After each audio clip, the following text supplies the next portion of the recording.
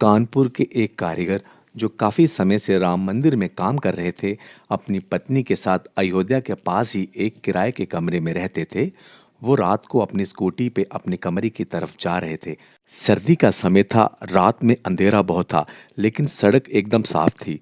थोड़ी दूर आगे चलने के बाद उन्होंने बताया कि पीछे से एक ट्रैक्टर ट्रॉली वाला आया और वो उन्हें मार कर आगे निकल गया। वो अपनी स्कूटी के साथ सड़क के बीच में ही गिर गए। तभी उन्होंने अचानक देखा कि दूर से एक गाड़ी की लाइट दिखाई दे रही है, जो बड़ी ही स्पीड से उनकी तरफ बढ़ रही थी। लेकिन उनके शरीर में इतनी भी शक्ति नहीं थी कि वो उठ पाते और साइड में हो जाते। अब उन्हें लगा कि ये कार मुझे रौंद कर ही निकल जाएगी। जैसे ही वो कार मेरे पास से निकली, मुझे लगा कि मैं सड़क के बीच से हटकर सड़क के किनारे पे आ गया हूँ। मैं सड़क के दूसरे किनारे पर कैसे पहुंचा, मुझे बिल्कुल नहीं पता, लेकिन मेरे शरीर में शक्ति बिल्कुल नहीं थी कि मैं उठ पाता। तभी मैं देखता हूँ कि साइकिल पर एक 12 से 15 वर्ष का बालक आ रहा है। जैसे ही बालक मेरे पास से निकला, उसने मेरी आवाज़ सुनी और आवाज़ सुनकर रुक गया। उस बालक ने पूछा, भैया क्या बात है, यहाँ क्यों लेटे हुए हो? मैंने इशारे से धीरे से उसे बताया कि मेरे को बहुत चोट लगी है और मेरी स्कूटी रोड के दूसरी तरफ पड़ी है।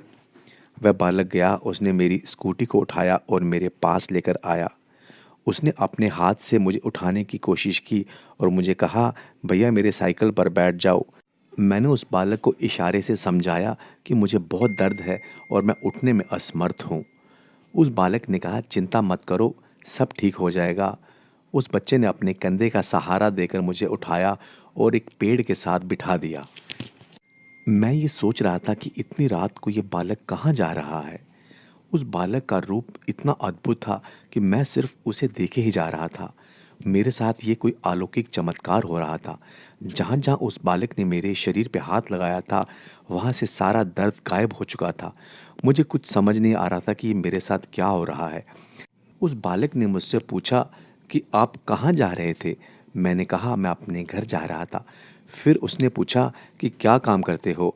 मैंने कहा, श्री राम जी का मंदिर बन रहा है, वहीं काम करता हूँ। थोड़ा थक गया था, इसलिए घर वापस जा रहा था। तभी वो बालक बोलता है, तुम्हें पता नहीं कि मंदिर को जल्दी जल्दी बनाना है। अगर रात में काम कर लेते तो कौन सी आफत आ जाती। बाकी लोग भी तो काम कर रहे हैं। जल्दी ही उद्घाटन का समय आ रहा है।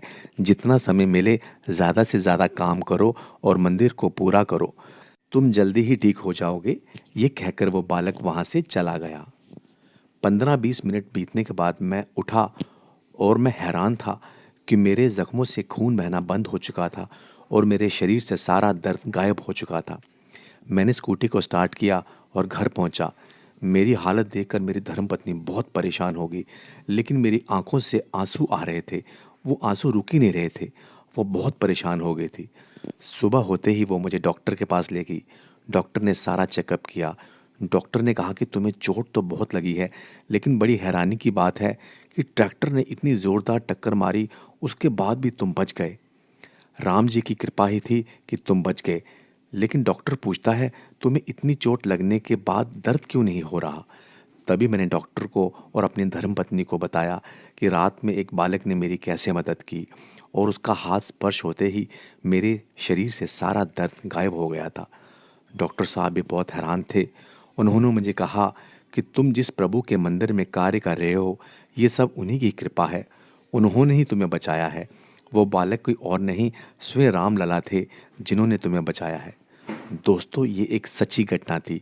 ईश्वर में विश्वास रखो तो वो आपकी मदद ज़रूर करते हैं। वीडियो को लाइक अवश्य कर दीजिएगा। जय श्री राम।